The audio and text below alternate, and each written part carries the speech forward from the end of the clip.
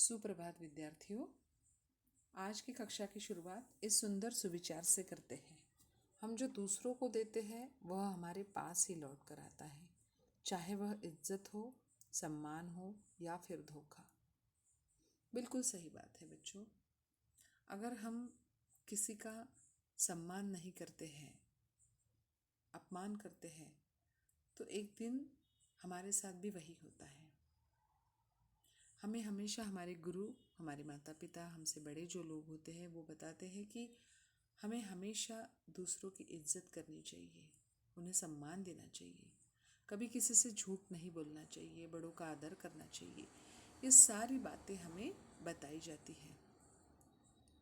अगर हम उसी तरह इस पर अमल करते हैं तो सही में लौटकर जो आता है वो सर्वदा अच्छा ही होता है। इसीलिए बच्चों, हमेशा अपने से बड़ों की इज्जत करो, सबका सम्मान रखो। तो चलो बच्चों, चलते हैं हमारी आज की कविता की तरफ, जिसका नाम है कदम मिलाकर चलना होगा और कवि है अटल बिहारी वाजपेयी जी। इनका परिचय देखते हैं सर्वप्रथम।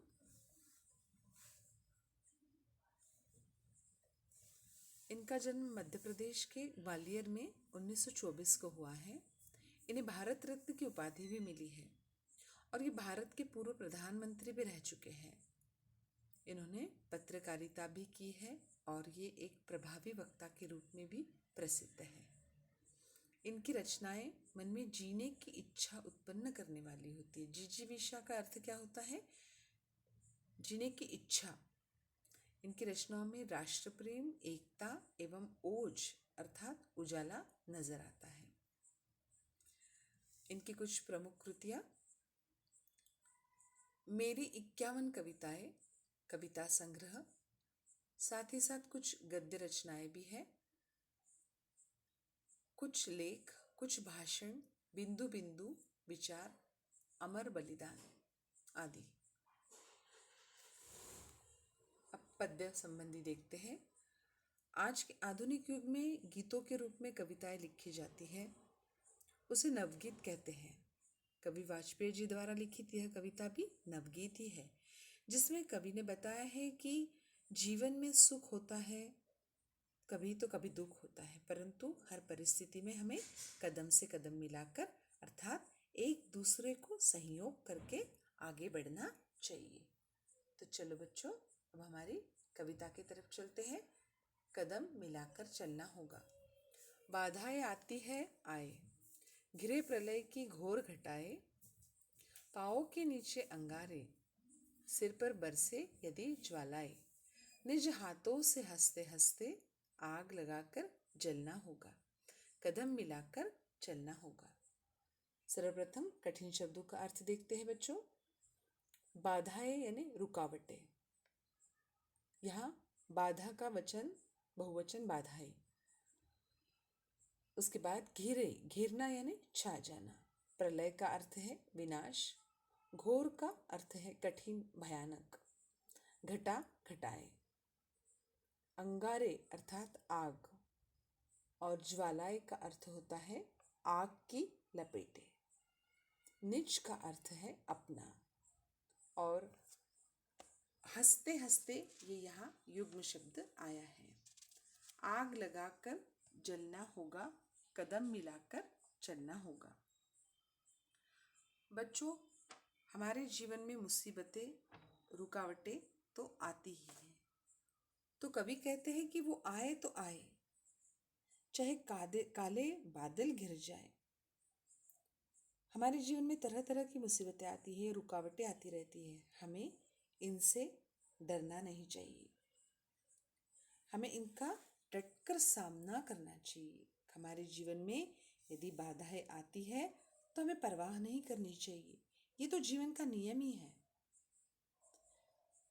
सही बात है बच्चों, हमेशा हमारे जीवन में सब अच्छा ही होगा क्या? हमेशा अगर सुख रहा, हमेशा अगर खुशी रही तो हम भगवान को याद नहीं करेंगे। जब हमें तकलीफ होती है किसी चीज़ की, तब हमें भगवान याद आते हैं। और हमेशा परिस्थितियाँ एक जैसी नहीं होती है, कभी दुख होता है तो कभी सुख होता है, कभी गम होता है तो कभी खुशी होती है ना? तो जीवन का यह नियम ही है। हमारे जीवन में प्रलय यानी विनाश की संभावना क्यों न हो, पर हमारे सिर पर बरसे यदि ज्वालाएं और पाँव के नीचे अंगारे, अंगारे यानी आग की जो आग जो होती है उसे अंगारे कहा गया है, और अलग अलग प्रकार की भयानक दुख और घोर ऐसे दुख और दर्द क्यों न हो, चारों तरफ से विपत्ति ने घेरा क्यों न हो हमें, पर हमें इनकी परवाह न करते हुए ऐसी कठिन परिस्थितियों में तपकर यानी जलकर अपने आप को निखारना होगा, यानी अपने आप को सुंदर बनाना होगा। जीवन में आने वाले सारे दुख दर्द को हमें हंस हंस कर उसका हमें सामना करना होगा, निज हाथों से हंसते हंसते हमें हंस हंस कर उसका सामना करना होगा, और तप कर जलकर हमें अपना जीवन सुंदर बनाना होगा। हमें सदा हमेशा कदम कदम से कदम मिलाकर आगे चलना होगा। अब इसमें तप कर हमें सुंदर बनना होगा, यानी सुंदर दिखना है क्या? नहीं, लेकिन ये परिस्थिति मेरे ऊपर आई है, ये संकट मुझ पर आया है, तो मैं हार कर हाथ पर हाथ रखे बैठ जाऊं, ये न करते हुए उसमें तप कर हमें निखरना है, और हमें खुद के मन को ऐसा तैयार करना है कि नहीं, मैं इसका सामना करने वाला हूँ और मैं ज़रूर इसमें सफल हो जाऊंगा। खुद को साबित करना है, न कि हार जाना है। अब दूसरा पद देखते हैं। हास्य रुदन में तूफानों में, अमर असंख्यक बलिदानों में, उद्यानों में वीरानों में, अपमानों में सम्मानों में, उन्नत मस्तक उभरा सीना, पीड़ाओं में पलना होगा, कदम मिलाकर चलना होगा। हास्य रुदन, ये यहाँ युग्म शब्द आया है। हास्य अर्थात हंसी, आपको पता है। रुदन का अर्थ होता है रोना, अर्थात विलाप, रुलाई जिसे हम कहते हैं। तूफान का अर्थ है तेज हवा। अमर का अर्थ आप जानते हो, जो कि न मरने वाला। असंख्यक का अर्थ है अनगिनत, और बलिदान का अर्थ है कुर्बानी। उद्यान अर्थात बगीचा, और वीरान अर्थात सुनसान। उन्नत का अर्थ होता है ऊंचा, श्रेष्ठ, और उभरा, उठा हुआ। सीना अर्थात छाती, और पीड़ा का अर्थ होता है दर्द, दुख। तो आइए इस दूसरे पद का अर्थ देखते हैं कि कवि क्या कहना चाहते हैं। इस दूसरे पद में कवि कहते हैं कि जीवन में परिस्थितियां सदा एक सी नहीं होती है। कभी खुशियों का माहौल होता है तो कभी गम का, कभी आनंद तो कभी दुख। जीवन में कभी कभी उथल पुथल की स्थिति आ जाती है, तो कभी त्याग और बलिदान को भी की आवश्यकता भी हमें पड़ती है। कभी जीवन में हरियाली ही हरियाली होती है, तो कभी ऐसी भयावह परिस्थितियां आती है कि हमें उसे झेलना पड़ता है और उसका सामना करना पड़ता है। हमारे जीवन में कभी हमें सम्मान मिलता है तो कभी हमारा अपमान भी होता है, पर वो हमें सहना पड़ता है, उसे हमें सहन करना पड़ता है, और हमें हर हाल में मजबूत रहना पड़ता है। कवि कहते हैं कि ऐसी परिस्थितियों में हमें निराश नहीं होना चाहिए।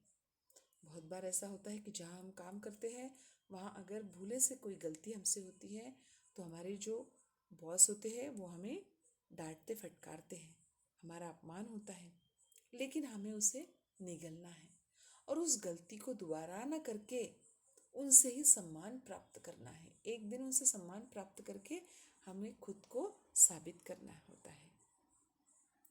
तो हमें निराश नहीं होना चाहिए। जीवन में इस तरह के उतार चढ़ाव तो आते ही रहते हैं और आते ही रहेंगे।